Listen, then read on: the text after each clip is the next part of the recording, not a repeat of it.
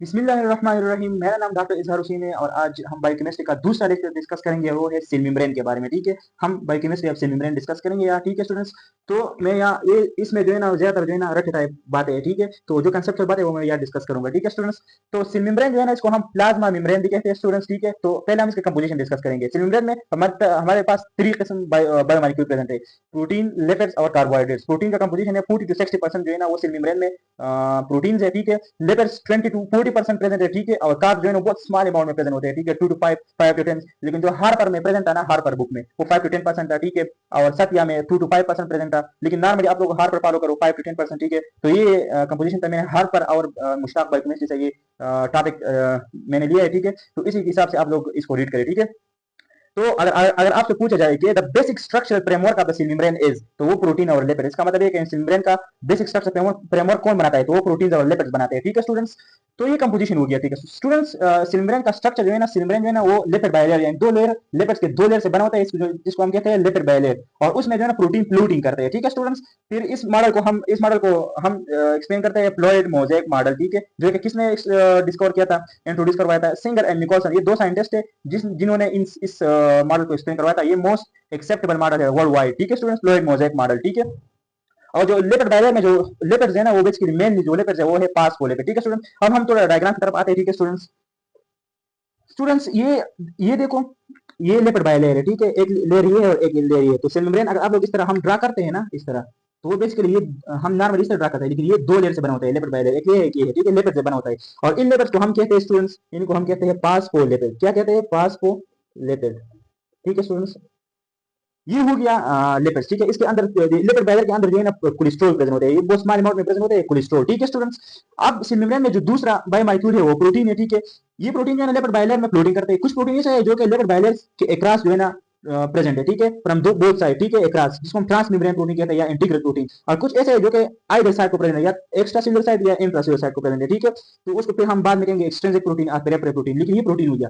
ठीक है, फिर जो है ना सेल मेम्ब्रेन में हमारे पास कार्बोहाइड्रेट स्मॉल अमाउंट में प्रेजेंट होते हैं। कुछ कार्बोहाइड्रेट जो है ना वो प्रोटीन के साथ अटैच होते हैं। ठीक है, जिसको हम ग्लाइकोप्रोटीन कहते हैं। कुछ कार्बोहाइड्रेट जो है ना वो लिपिड के साथ बंद होते हैं, जिसको हम ग्लाइकोलिपिड्स कहते हैं। ठीक है, तो ये जनरल स्ट्रक्चर था। ठीक है स्टूडेंट्स, अब हम वन बाय वन इसको एक्सप्लेन करते हैं। रूल ऑफ लिपिड्स, लिपिड्स का क्या रूल है, प्रोटीन का क्या रूल है, कार्बोहाइड्रेट का क्या रूल है। ठीक है स्टूडेंट्स, तो स्टूडेंट्स पहले हम रूल ऑफ लिपिड्स को डिस्कस करते हैं। ठीक है, आप लोगों को पता है कि मेजॉरिटी ऑफ लिपिड बाइलेयर जो है वो फास्फोलिपिड से बना होता है। ठीक है, पहले हम फास्फोलिपिड को थोड़ा एक्सप्लेन करते हैं। ठीक है, फास्फोलिपिड किस से बना होता है, तो याद रखना है कि बायोकेमिस्ट्री केमिकल कंपोजिशन याद रखना। फास्फोलिपिड जो है ना एक ग्लाइसरोल आप लोगों को पता है कि 3 कार्बन से बना होता है। ठीक है, जिसके हर साइड में OH ग्रुप प्रेजेंट होता है, यानी एक अल्कोहल है। ठीक है, और 2 फैटी एसिड चेन से बना होता है और एक ठीक है, आप लोगों को पता है कि ग्लाइसरोल जो है 3 कार्बन से बना होता है, 3 कार्बन। ठीक है, तो एक कार्बन के साथ तो एक फैटी एसिड हो गया। ठीक है, दूसरे कार्बन के साथ दूसरे फैटी एसिड, तो तीसरे कार्बन के साथ बेसिकली फास्फेट ग्रुप अटैच होता है। ठीक है, फास्फेट ग्रुप। ठीक है स्टूडेंट्स, तो ये इसका फास्फोलिपिड का क्या है, कंपोजिशन है। ठीक है स्टूडेंट्स, अब हम इसको देखते हैं। फास्फोलिपिड जो है ना इसका एक हेड होता है और 2 टेल होते हैं। ठीक है, हेड जो है ना, हेड ये पोलर होता है। पोलर मतलब ये कि ये वाटर में सॉल्युबल होता है। ठीक है, यानी हाइड्रोपेरिक होता है। हाइड्रोपेरिक को वाटर अट्रैक्टिव, वाटर लविंग इसको कहते हैं ना, वाटर सॉल्युबल होते हैं। ठीक है, ये हेड किससे बना होता है, तो ये याद रखना, ये एमसीक्यू में आ सकता है। हेड फास्फेट ग्रुप और नाइट्रोजन बेस से बना होता है। ठीक है, यानी एग्जांपल हो गया कोलिन हो गया, इथेनोलामीन हो गया। ठीक है, ये हेड। और टेल जो है ना ये बेसिकली नॉन पोलर होता है। ठीक है, नॉन पोलर यानी हाइड्रोफोबिक होता है, यानी वाटर रिपेल करता है, वाटर नॉन सॉल्युबल होता है। ठीक है, नॉन पोलर होता है। ठीक है, और ये टेल जो है ना ये फैटी एसिड से बना होता है। ठीक है, फैटी एसिड से बना होता है। तो नॉर्मली जो फास्फोलिपिड में जो फैटी एसिड प्रेजेंट होते हैं ना वो इवन कार्बन वाले प्रेजेंट होते हैं। मोस्टली 16 to 18 कार्बन वाले फैटी एसिड जो है ना वो प्रेजेंट होते हैं। ठीक है, ये भी याद रखना। ठीक है स्टूडेंट्स, तो ये था फास्फोलिपिड का जनरल स्ट्रक्चर के हेड होता है, टेल होता है, हेड पोलर होता है, टेल नॉन पोलर होता है। ठीक है, जो कि फैटी एसिड से बना होता है। Fatty acid mostly 16 to 18 carbon present होता है। ठीक है स्टूडेंट्स, तो ये था फास्फोलिपिड्स। ठीक है स्टूडेंट्स, अच्छा स्टूडेंट, फास्ट फॉरवर्ड के बारे में हम डिस्कस कर रहे थे स्टूडेंट्स। तो हर पर में भी प्रेजेंट था और मुश्ताक बायोकेमिस्ट्री में प्रेजेंट था। ठीक है, बायोकेमिस्ट्री के जो रिकमेंडेड बुक्स है। ठीक है स्टूडेंट्स, तो उधर लिखा था कि फास्ट फॉरवर्ड जो है ना ये एम्पीपेटिक नेचर का है। ठीक है, एम्पीपेटिक नेचर का मतलब ये का ये हाइड्रोपेलिक भी है। हाइड्रोपेलिक यानी एक पार्ट हाइड्रोपेलिक है ना, आप लोगों को पता है कि वो हेड हाइड्रोपेलिक वाटर सॉल्युबल है। ठीक है, पोलर था। और एक पार्ट हाइड्रोफोबिक थे, हाइड्रोफोबिक। ठीक है, तो इसलिए इसको कहते हैं एम्फीपेटिक नेचर। तो फास्फोलिपिड का नेचर जो है ना एम्फीपेटिक नेचर है, यानी एक पार्ट हाइड्रोपेलिक है और दूसरा पार्ट हाइड्रोफोबिक है। एक पार्ट पोलर है और एक पार्ट नॉन पोलर है स्टूडेंट्स। ठीक है स्टूडेंट्स, अब आप लोग एक सवाल करेंगे कि जो ये लिपिड बाइलेयर है ना स्टूडेंट्स, लिपिड बाइलेयर ये जो हाइड्रोफिलिक इंड है ना, ये आउटसाइड की तरफ क्यों है, यानी इनसाइड की तरफ, और आउटसाइड की तरफ क्यों है, और ये जो नॉन पोलर जो है ना, यानी टेल, ये टुवर्ड्स एक दूसरे की तरफ क्यों है, इनवर्ड क्यों है। तो ये इसलिए स्टूडेंट्स ये जो वाटर, ये हाइड्रोफिलिक जो है वाटर सॉल्युबल है, एक्स्ट्रा सेलुलर फ्लूइड में वाटर है और इंट्रासेलुलर फ्लूइड में वाटर है, ठीक है। और ये हाइड्रोफोबिक जो है ना, ये एक साइड पे एक एनिमल जो है ना एक दूसरे को हो गए, क्योंकि ये नॉन पोलर है, ठीक है, ये वाटर से रिपेल होते हैं, ठीक है, तो इसलिए इसका स्ट्रक्चर इस तरह बना हुआ है, ठीक है। तो ये एक स्टेबल बैरियर बना हुआ है सेल मेम्ब्रेन को, स्टेबल बैरियर जो कि water content of the cell को मेंटेन करता है, ठीक है स्टूडेंट्स। तो इसलिए ये प्रेजेंट है, ठीक है स्टूडेंट्स। और जो एग्जांपल है ना पासफोलिपिड्स के एग्जांपल, ये बुक से मैंने लिया है, ठीक है। ये एग्जांपल है स्टूडेंट्स, एग्जांपल ऑफ पासफोलिपिड जो है ना, एक है पासफोलिपिडाइल कोलिन, जिसको हम कहते हैं लेसिथिन, ठीक है स्टूडेंट, लेसिथिन, पासफोलिपिडाइल कोलिन। दूसरा है पासफोलिपिडाइल सीरीन, ठीक है। तीसरा है स्पेंजोमाइलिन, ठीक है स्टूडेंट। ये सारे पासफोलिपिड्स है, ठीक है। फास्फेटिडाइल, एथेनोअमीन, ये सारे जो लिपिड्स है ना, ये फास्फोलिपिड्स है, ठीक है स्टूडेंट। तो ये एग्जांपल भी आ सकते हैं, ठीक है स्टूडेंट्स। अच्छा स्टूडेंट्स, अब हम हमने फास्फोलिपिड का एक्सप्लेन किया, ठीक है स्टूडेंट्स। अब हम स्टेरोल्स डिस्कस करेंगे, यानी फास्फोलिपिड में दूसरा लिपिड है स्टेरोल। स्टेरोल में जो मोस्ट कॉमन लिपिड है ना, वो कोलेस्ट्रॉल, ठीक है स्टूडेंट्स। तो हम कोलेस्ट्रॉल के बारे में डिस्कस करेंगे, ठीक है स्टूडेंट्स। जो हमारे सिमरन में मेजॉरिटी जो स्टेरोल है ना, वो कोलेस्ट्रॉल है, ठीक है स्टूडेंट्स। तो कोलेस्ट्रॉल के बारे में हम डिस्कस करते हैं। याद रखना, ये एमसीक्यूज कई साल में आए हैं पास पेपर्स में, कि सिमरन का जो फ्लूइडिटी है ना, वो कौन मेंटेन करता है, cholesterol control the fluidity of सिमरन। याद रखना कि सिमरन की जो फ्लूइडिटी है ना, वो कौन मेंटेन करता है, कोलेस्ट्रॉल। तो ये फ्लूइडिटी मैं थोड़ा एक्सप्लेन करता हूँ फ्लूइडिटी का क्या मतलब है स्टूडेंट्स। ये एक सेल मेम्ब्रेन है, ठीक है। और अब हमको पता है कि सेल मेम्ब्रेन के लिपिड बाइलेयर के दरमियान जो है कोलेस्ट्रॉल प्रेजेंट होते हैं, ठीक है स्टूडेंट्स। अब फ्लूइडिटी को मेंटेन किस तरह करता है, यानी सेल मेम्ब्रेन को स्टेबल रखता है, ठीक है। मिसाल के तौर पर मैं एक एग्जांपल देता हूं, ठीक है, कि मिसाल के तौर हार्ट टेम्परेचर, यानी ये सेल टेम्परेचर जो है हार्ट हो गया, ठीक है, हार्ट टेम्परेचर, यानी टेम्परेचर ज्यादा हो गया, ठीक है स्टूडेंट्स। तो जब टेम्परेचर ज्यादा हो जाता है, तो आप लोगों को पता है कि मॉलिक्यूल जो है ना, वो मूव करते हैं, ठीक है, यानी काइनेटिक एनर्जी मॉलिक्यूल ज्यादा होते हैं, वो मूव करते हैं एक दूसरे। तो जब टेम्परेचर ज्यादा होता है, तो इस मेम्ब्रेन जो है ना, ये एक दूसरे से इलेक्ट्रॉनिकली मूव करते हैं, मूवमेंट से ज्यादा हो जाता है, तो फिर ये लूज हो जाता है, ठीक है। अब इसको प्रिवेंट करने के लिए हमारे मेम्ब्रेन के अंदर, लिपिड बाइलेयर के अंदर जो है ना, वो कोलेस्ट्रॉल प्रेजेंट है, ठीक है स्टूडेंट्स। ये लिपिड बाइलेयर है, ठीक है। तो ये लिपिड बाइलेयर है स्टूडेंट्स। तो इसके अंदर जो है ना कोलेस्ट्रॉल प्रेजेंट है, तो इसको प्रिवेंट करते हैं, इसमें मूवमेंट को प्रिवेंट करते हैं, रिस्ट्रिक्ट करते हैं, ताकि लूज ना हो जाए, मेम्ब्रेन लूज ना हो जाए, ठीक है। अरे हाँ, अब दूसरी जानिब आ जाओ कि कोल्ड टेम्परेचर, यानी हमारी बॉडी का टेम्परेचर, सेल का टेम्परेचर जो है कोल्ड है। जब कोल्ड है तो मॉलिक्यूल एक दूसरे के साथ स्टिक हो जाते हैं, ठीक है। तो मेम्ब्रेन मूव नहीं करता, ठीक है, नॉर्मल मेम्ब्रेन जो है वो मूव करता है, ठीक है। तो ये क्या करवाता है कि ये सिमरन को हार्डनेस से या पैकिंग से बचाता है, ठीक है। यानी सिमरन एक दूसरे के साथ वो स्टिक जाते हैं, ठीक है, ये लिपिड बाइलेयर के स्टिक हो जाते हैं, ठीक है। तो ये मूव आगे इस तरह मूव नहीं करता। तो फिर ये कोलेस्ट्रॉल क्या करवाता है, जब ये ज्यादा स्टिक और हार्ड हो जाता है ना, तो इस हार्डनेस को प्रिवेंट करता है। तो एक तरफ हार्डनेस को प्रिवेंट करता है, दूसरी तरफ जो है ना, वो मेम्ब्रेन को लूजनेस से बचाता है। तो एक किस्म मेम्ब्रेन की फ्लूइडिटी को मेंटेन करता है। तो इसका बेसिक इसका मतलब ये है कि मेम्ब्रेन की फ्लूइडिटी को मेंटेन करता है, ठीक है स्टूडेंट्स। तो ये अगर आ जाए एमसीक्यूज में कि मेम्ब्रेन की फ्लूइडिटी को कौन मेंटेन करता है, तो कोलेस्ट्रॉल मेंटेन करता है, ठीक है स्टूडेंट्स। अब इस फ्लूइड को इंक्रीज कौन करता है, डिक्रीज कौन करता है स्टूडेंट्स। आप लोगों को पता है कि जो सिलिंड्रेन में जो है ना, ये टेल, ये फैटी एसिड से बना होता है, ठीक है, फैटी एसिड से। अब आप लोगों को पता है कि फैटी एसिड दो तरह के होते हैं, एक सैचुरेटेड फैटी एसिड होते हैं, एक अनसैचुरेटेड फैटी एसिड होते हैं, ठीक है। सैचुरेटेड होते हैं जिसके अंदर सिंगल बॉन्ड होते हैं, अनसैचुरेटेड फैटी एसिड होते हैं जिसके अंदर डबल या ट्रिपल बॉन्ड होते हैं, ठीक है। तो जो फ्लूइडिटी है ना, ये अनसैचुरेटेड फैटी एसिड इंक्रीज करता है, याद रखना। क्यों अनसैचुरेटेड फैटी एसिड इसको इंक्रीज करता है, इसलिए क्योंकि इसके अंदर डबल बॉन्ड होते हैं ना, डबल और ट्रिपल बॉन्ड होते हैं, तो इसको मेंटेन करता है। जबकि सैचुरेटेड फैटी एसिड इसको डिक्रीज करता है और अनसैचुरेटेड फैटी एसिड को इंक्रीज करता है, ठीक है स्टूडेंट्स। तो ये एक पॉइंट है, ये भी एमसीक्यू में आ सकता है, ठीक है स्टूडेंट्स। ये मैंने एक्सप्लेन किया, ठीक है। तो ये हो गया लिपिड्स हो गया, ठीक है students. Wow, that's so easy. Now we will discuss protein role in the cell membrane students. Protein आप लोगों का पढ़ सकते हैं, मुझे पता था कि सबसे ज्यादा जो प्रेजेंट है वो सेल मेम्ब्रेन में वो प्रोटीन है, ठीक है, जो कि लिपिड बाइलेयर में फ्लोटिंग करते हैं। जिस तरह आइस है ना, आइस वाटर के ऊपर जो है ना फ्लोटिंग करता है, उस तरह सेल मेम्ब्रेन में प्रोटीन जो है ना, ये लिपिड बाइलेयर में इस तरह फ्लोटिंग करता है, ठीक है। जिस तरह fluid mosaic model singer and Nicholson ने जो प्रपोज किया था, उन्होंने एक्सप्लेन किया था, ठीक है स्टूडेंट्स। तो हम अब प्रोटीन की डिस्कस करते हैं। सेल मेम्ब्रेन में दो तरह के प्रोटीन होते हैं, एक इंटीग्रल प्रोटीन है, दूसरा एक्सट्रिंसिक प्रोटीन। इंटीग्रल प्रोटीन को हम ट्रांसमेम्ब्रेन प्रोटीन कहते हैं, वो प्रोटीन जो कि सेल मेम्ब्रेन के दोनों साइड में एम्बेडेड होता है, जो कि सेल मेम्ब्रेन के लिपिड बाइलेयर के अंदर जो है एम्बेड होता है, उसको कहते हैं इंटीग्रल प्रोटीन। दूसरा है एक्सट्रिंसिक प्रोटीन, वो प्रोटीन जो कि सेल मेम्ब्रेन के आइडल साइड में प्रेजेंट है, या एक्स्ट्रा सेलुलरली आउटसाइड के प्रेजेंट है, या इंट्रासेलुलर एक साइड, जो कि एक साइड को प्रेजेंट है, उसको हम कहते हैं एक्सट्रिंसिक प्रोटीन, ठीक है, या पेरिफेरल प्रोटीन, ठीक है स्टूडेंट्स। अब हम पहले डिस्कस करते हैं integral protein students. Integral protein मैंने बताया कि इंटीग्रल प्रोटीन लिपिड बाइलेयर के अंदर एम्बेडेड होते हैं, जिसको हम दूसरे नाम से पुकारते हैं ट्रांस मेम्ब्रेन प्रोटीन, जो कि मेम्ब्रेन के क्रॉस होते हैं ना, इसलिए ट्रांस मेम्ब्रेन प्रोटीन कहते हैं। याद रखना, क्योंकि ये लिपिड बाइलेयर के अंदर एम्बेड होता है, इसलिए जो है ना, ये इजीली रिमूव नहीं कर सकते, बहुत टाइटली बाउंड होते हैं, ठीक है स्टूडेंट्स। दूसरे मैंने लिखा है कि ये बहुत हार्डली स्ट्रांगली अटैच होते हैं, ठीक है, फॉर्मली अटैच होते हैं।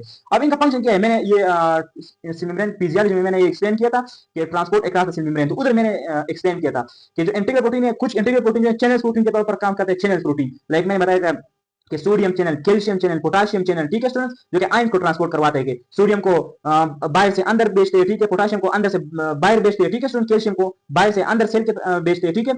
कुछ इंटीग्रल प्रोटीन जो है कैरियर्स प्रोटीन के तौर पर काम करते हैं। जिस तरह मैंने कहा था कि ग्लूकोज आते हैं, ठीक है, वो बाइंड होते हैं, फिर वो प्रेसिपिटेट डिफ्यूजन के थ्रू अंदर आ जाते हैं, तो वो कैरियर्स प्रोटीन के तौर पर काम करता है। मैंने फिजियोलॉजी के लेक्चर उधर सर्च करना कि transport of transport of substances across the membrane, ठीक है भाई, जिम मीडिया को, तो उधर आप लोगों को आ जाएंगे, मैंने एक्सप्लेन किया था, ठीक है। तीसरे जो है ना ये इंटीग्रल प्रोटीन तीसरे पंप्स के तौर पर काम करते हैं। पंप्स यानी यही प्रोटीन है लेकिन एनर्जी यूज करते हैं, ठीक है। लाइक मैंने उधर कहा था कि सोडियम पोटेशियम एटीपेजेस, मैंने लिखा था ना स्टूडेंट्स, कैल्शियम एटीपेजेस जो कि एंडोप्लाज्मिक के अंदर कैल्शियम स्टोर करते हैं, ठीक है स्टूडेंट्स, तो वो एक्टिव ट्रांसपोर्ट करवाता है। कुछ जो है ना कुछ इंटीग्रल प्रोटीन वो क्या करवाते हैं, रिसेप्टर्स के तौर पर काम करते हैं, ठीक है, यानी सिग्नल ट्रांसडक्शन में हेल्प करवाते हैं। नेक्स्ट टॉपिक में एक्सप्लेन करूंगा सिग्नल ट्रांसडक्शन, यानी सिग्नल को जो कोई भी लिगेंड वगैरह आते हैं इसके साथ बाइंड होते हैं, वो अंदर सेल को सिग्नल भेजते हैं, ठीक है, इसको सिग्नल ट्रांसडक्शन कहते हैं, वो फिर मैं एक्सप्लेन करूंगा। लेकिन ये चार जो है ना ये इंटीग्रल प्रोटीन है बेसिकली, कुछ चैनल्स के तौर पर काम करते हैं, कुछ कैरियर के तौर पर काम करते हैं, कुछ पंप्स के तौर पर काम करते हैं, कुछ रिसेप्टर्स के तौर पर काम करते हैं, ठीक है स्टूडेंट्स। दूसरा जो प्रोटीन है वो है peripheral protein. Students peripheral protein को हम दूसरा नाम कहते हैं एक्सट्रिंसिक प्रोटीन, यानी ये प्रोटीन जो है ना आइलर साइड पे प्रेजेंट होता है, यानी एम्बेड नहीं होता, आइलर साइड लूजली अटैच होता है, ठीक है। यानी ये देखो इंट्रासेल्युलर प्रेजेंट है, एक्स्ट्रासेल्युलर प्रेजेंट होता है, ठीक है स्टूडेंट्स। यानी प्रेजेंट ऑन आउटर और inner surface of the cell membrane, ठीक है, not embedded in the lipid bilayer. Students ये सेल मेम्ब्रेन के लिपिड बाइलर में एम्बेड नहीं होते, ठीक है स्टूडेंट्स। और ये इजीली देखो ये लूजली अटैच होते हैं, क्योंकि लूजली अटैच होते हैं, ये इजीली रिमूव किया जा सकता है, ठीक है स्टूडेंट्स। तो इस तापमान क्या है, जो पेरिफेरल प्रोटीन है ये एंजाइम के तौर पर काम करता है, यानी कुछ प्रोटीन जो है ना ये एंजाइम के तौर पर काम करता है जो रिएक्शन को कैटालाइजेशन करते हैं, ठीक है। दूसरा जो है ना ये एक सेल मेम्ब्रेन को स्ट्रक्चर सपोर्ट भी प्रोवाइड करता है, ठीक है। तीसरा जो है ना सेल सिग्नलिंग में रोल प्ले करते हैं, अंदर सेल को सिग्नल कौन भेजता है तो वो भी सिग्नलिंग के तौर पर रोल प्ले करता है, ठीक है स्टूडेंट। तो ये पेरिफेरल प्रोटीन हो गया। तो प्रोटीन इंटीग्रल और एक्सटेंड पेरिफेरल प्रोटीन, ये दो प्रोटीन, ये प्रोटीन का रोल हो गया, ठीक है स्टूडेंट्स। अच्छा स्टूडेंट्स, अब हम तीसरा जो है ना रोल प्ले करते हैं वो कार्बोहाइड्रेट है, ठीक है स्टूडेंट्स। सेल मेम्ब्रेन में जो कार्बोहाइड्रेट है उसका प्रोपोर्शन कंपोजिशन बहुत कम है, यानी बहुत कम परसेंटेज में ये सेल मेम्ब्रेन में प्रेजेंट है, ठीक है स्टूडेंट्स, लेकिन फिर भी इसका कोई रोल है, ठीक है। कुछ ये सेल मेम्ब्रेन जो कार्बोहाइड्रेट है ना ये ओलिगोसैकेराइड है, ठीक है स्टूडेंट्स, यानी जस्ट 3 to 10 मोनोसैकेराइड यूनिट से बने होते हैं, ठीक है स्टूडेंट्स। तो ये कार्बोहाइड्रेट या तो प्रोटीन के साथ अटैच होता है या लिपिड बाइलर लिपिड के साथ अटैच होते हैं। जब प्रोटीन के साथ अटैच होता है तो उसको कहते हैं ग्लाइकोप्रोटीन, और जब लिपिड के साथ अटैच होता है तो उसको कहते हैं ग्लाइकोलिपिड। लेकिन इन दोनों को के रोल को एक्सप्लेन करने से पहले मैं बताऊंगा कि ये जो कार्बोहाइड्रेट है ना स्टूडेंट्स, ये सेल मेम्ब्रेन के आउटर सरफेस पे प्रेजेंट है। ये एमसीक्यूज है, याद रखना कि जो सेल मेम्ब्रेन के आउटर सरफेस पर कौन प्रेजेंट होता है, कार्बोहाइड्रेट है ना, ये outer surface of the cell membrane पे प्रेजेंट होते हैं, ठीक है, याद रखना, outer surface of cell membrane या प्लाज्मा मेम्ब्रेन, ये प्लाज्मा मेम्ब्रेन के आउटर सरफेस पे प्रेजेंट होता है, ठीक है स्टूडेंट्स। तो हम मैं बताता हूं, ठीक है, कि कार्बोहाइड्रेट में यानी ग्लाइकोप्रोटीन और ग्लाइकोलिपिड का रोल किया है, ठीक है। तो ये लिखने से सिंपली मैं लिखा ये बुक से मैंने उठाया है, ठीक है, जो रिकमेंडेड बुक से उससे मैंने ये फंक्शन उठाया है, ठीक है। तो ये याद रखना ग्लाइकोप्रोटीन का क्या रोल है। ग्लाइकोप्रोटीन जब कार्बोहाइड्रेट प्रोटीन के साथ बाइंड होता है तो उसको ग्लाइकोप्रोटीन कहते हैं। इसका एक रोल ये कि सेल रिकॉग्निशन में हेल्प करता है। सेल रिकॉग्निशन मतलब एक कि एक सेल दूसरे सेल को रिकॉग्निशन जो है ना टिश्यू फॉर्मेशन में हेल्प करते हैं, यानी एक सेल दूसरे सेल को रिकॉग्नाइज करते हैं तब फिर वो टिश्यू बनाते हैं, तो टिश्यू फॉर्मेशन में यानी cell recognition mean tissue formation में रोल प्ले करता है। दूसरा जो है ना रिसेप्टर्स फॉर लिगेंड्स, ठीक है स्टूडेंट, ये एक किस्म का रिसेप्टर जो है ना लिगेंड्स के लिए यानी हार्मोन्स के लिए, ठीक है, कोई भी हार्मोन, कोई भी न्यूरोट्रांसमीटर, ठीक है, स्टाइल कोलिन या इस तरह कोई भी लिगेंड केमिकल हो सकता है, कोई भी हार्मोन हो सकता है, कोई भी न्यूरोट्रांसमीटर हो सकते हैं, ठीक है, ये इसके लिए एक रिसेप्टर्स के तौर पर काम करता है, ठीक है। तो ये दो ग्लाइकोप्रोटीन का दो मेन रोल फंक्शन याद रखना, सेल रिकॉग्निशन एंड रिसेप्टर्स, ये ग्लाइकोप्रोटीन का रोल है, ठीक है। एक किस्म का इम्यून रिस्पांस भी शो करता है, यानी एक एंटीजेनिक रिस्पांस है। आप लोगों ने ब्लड ग्रुप में पढ़ा होगा फिजियोलॉजी में कि आरबीसी के सरफेस पे कुछ एंटीजन प्रेजेंट होता है, ठीक है, जिसको रिकॉग्नाइज करते हैं। अगर ए एंटीजन प्रेजेंट हो तो उसको हम ए ब्लड ग्रुप कहते हैं, अगर बी प्रेजेंट हो तो हम बी कहते हैं, अगर दोनों प्रेजेंट हो ए बी कहते हैं। तो ये जो एंटीजेनिक रिसेप्टर है ना ये बेसिकली ग्लाइकोप्रोटीन से बना होता है, ठीक है। तो ये एक इम्यून रिस्पांस हो गया ना, ठीक है, तो इम्यून रिस्पांस में रोल प्ले करते हैं, ठीक है। जो ग्लाइकोलिपिड्स है ना स्टूडेंट, ग्लाइकोलिपिड्स ये एक किस्म का सेल मेम्ब्रेन को स्टेबिलिटी प्रोवाइड करता है, सेल मेम्ब्रेन को स्टेबल रखते हैं, ठीक है। दूसरा इसका फंक्शन है सेल टू सेल इंटरेक्शन, एक सेल को दूसरे सेल के साथ इंटरेक्शन में रोल प्ले करता है। तीसरा जो है ना प्रोटेक्शन ऑफ सेल मेम्ब्रेन को प्रोटेक्शन प्रोवाइड करता है, ठीक है स्टूडेंट्स। एक दूसरा टर्म है ग्लाइकोकेलिक्स। ग्लाइकोकेलिक्स क्या होता है students, glycocalyx all carbohydrates together form a carbohydrate called glycocalyx. ये जितने भी कार्बोहाइड्रेट है सेल मेम्ब्रेन के क्लास यानी ग्लाइकोप्रोटीन के जो कार्बोहाइड्रेट है और ग्लाइकोलिपिड के जो कार्बोहाइड्रेट है, ये कलेक्टिवली एक कोड बनाता है, कोड जिसको हम कहते हैं ग्लाइकोकेलिक्स, ठीक है। और वही फंक्शन इसके होता है, यानी ये सेल मेम्ब्रेन के प्रोटेक्शन करवाते हैं, सेल रिकॉग्निशन में हेल्प करते हैं, एक किस्म सेल मेम्ब्रेन को लुब्रिकेशन प्रोवाइड करता है, ठीक है स्टूडेंट्स, और इम्यून फंक्शन में रोल प्ले करता है, ठीक है। और ये मैंने बड़ा लिखा स्टूडेंट के carbohydrate are present on outer surface of the cell membrane, cell membrane के आउटर सरफेस पे प्रेजेंट होते हैं, ठीक है स्टूडेंट्स। तो ये हो गया हमारा सेल मेम्ब्रेन में प्रोटीन, कार्बोहाइड्रेट और लिपिड्स का रोल, ठीक है स्टूडेंट्स।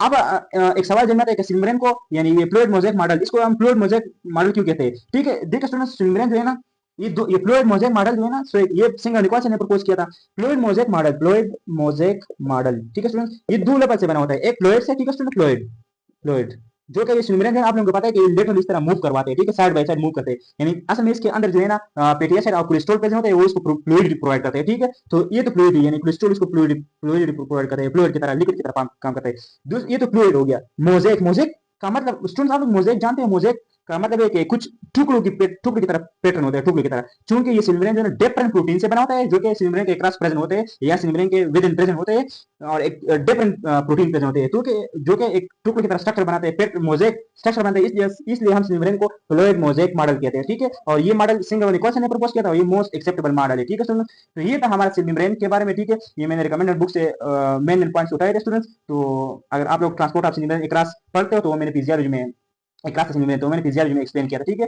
तो ये हो गया हमारा सेल मेम्ब्रेन का टॉपिक। तो तब तक मिलते हैं, अल्लाह हाफिज।